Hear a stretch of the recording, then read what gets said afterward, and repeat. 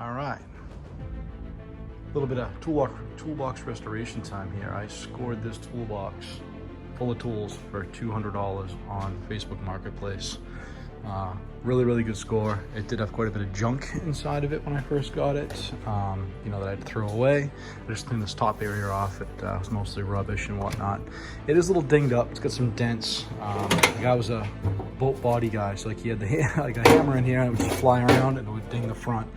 So I might try to straighten that out a little bit. Functionally, it's okay. It does need the lock tumblers replaced and the rod in the back. Some of the drawers are stuck. You know, so I'll fix that. Some of the bigger ones are okay, but you can see it's loaded with tools. It's got a boatload of tools in this thing, so you know, which works out really nice for 200 bucks. I gotta clean it all out, you know, but not too bad. You know, like I said, a lot of rubbish here.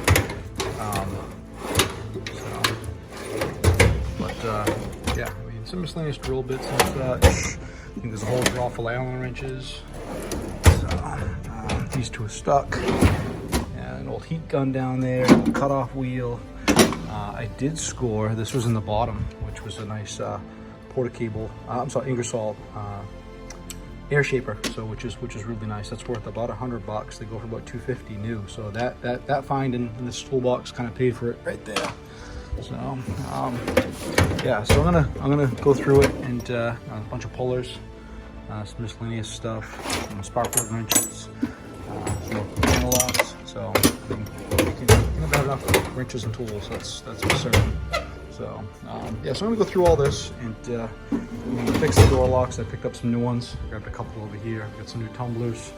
I took a rod out of the back of the top chest, so that works. You know, they got the new locks here. And they got the old rod here, and another piece of rod. So I'll try to drop the rod back in the back, tack weld it up, and should be okay. You know, it needs a coat of paint. I did pick up some paint. I picked up the Farm Red right here, so which is a good match for this. So I'm gonna pop off the molding here. This comes right off. It's almost like the T molding. I can't see it. There you go. It's like the edge molding on a car door.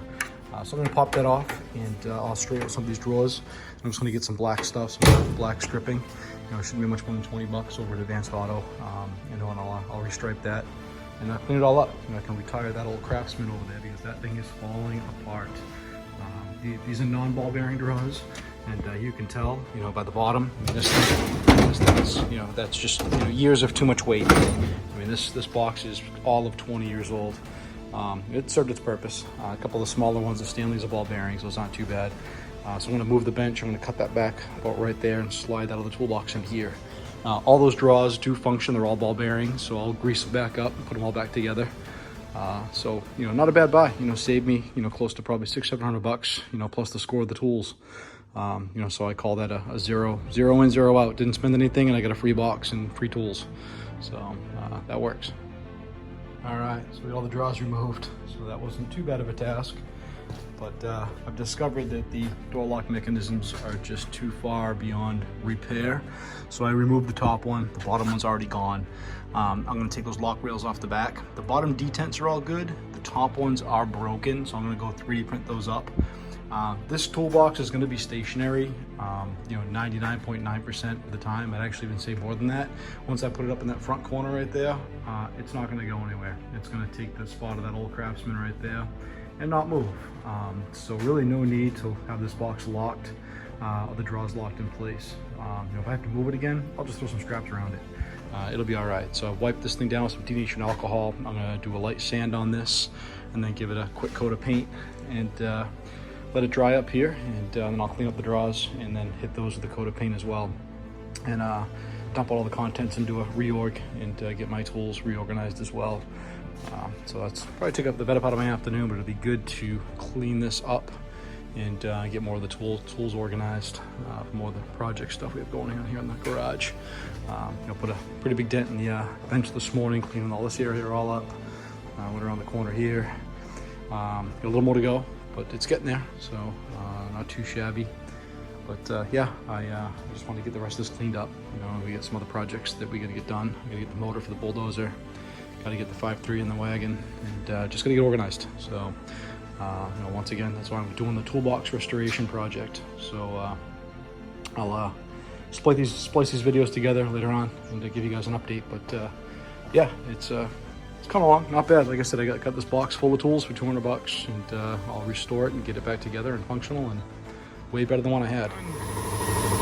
They're gone away.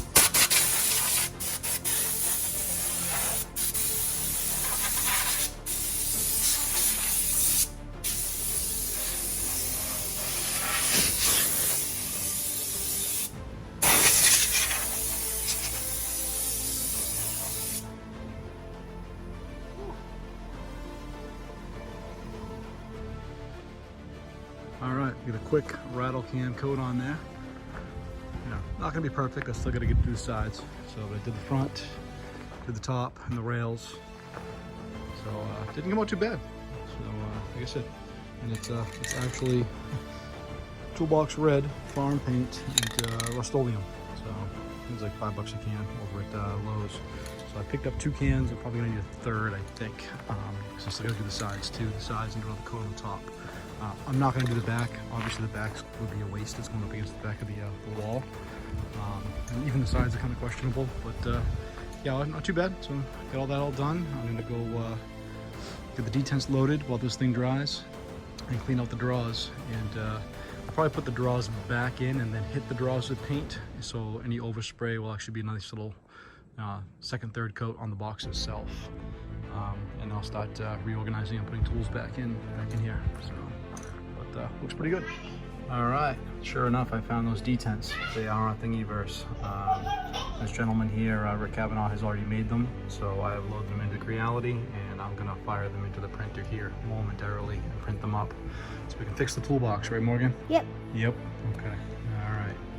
So let's see, we've got 100% infill, and it's telling me it's about a 4-hour print.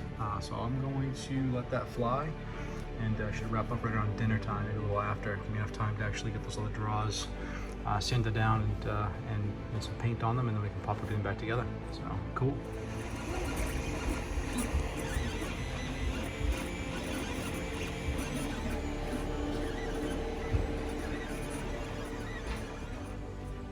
All right, so I'm gonna have to expedite this project here a little bit because the clouds are looking a little overcast. I don't want to get wet paint stuck out in the rain, so I am just gonna move forward with sanding the faces of these and just popping them in, and then I'll put this back in the garage and I can spray these another night during the week and get them all squared away. So I might even come back and actually clean this up a little bit more. I know we got a little ding here. I gotta do a little bit of Bondo fill on that and sand that down a little bit and make that look all right. But I'm actually really happy with the way this red paint turned out. So not bad at all. So for $10 a paint.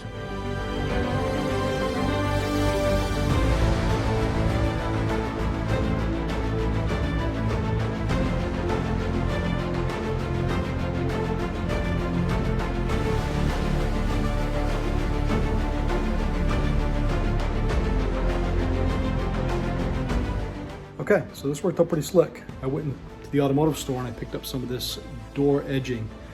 The stuff you put on the side of the doors for when people open the door and you might ding or whack the guy next to you. It was a whole whopping $12, you know, for a roll of this edge trim from Cowell's Customs. And went ahead and stuck it on the draw doors, and it came out really nice. Looks pretty sharp. I'm gonna have to go back and get more. I ran out of it, so I don't have to fit down the bottom. You know, I did the middle drawer and then I'm out down here, but you know, I've got exactly enough does half the toolbox. So I'm gonna go back and actually grab another spool of it, and then I'll pretty much put the finishing touches on this little restoration. So I'm very happy with it. So I think all the blood bearings all work really well. I got all the draw liners all cleaned up. So now I'll reorganize and get it all back together. So not bad for a $200 buy full of tools. So I'm happy with it.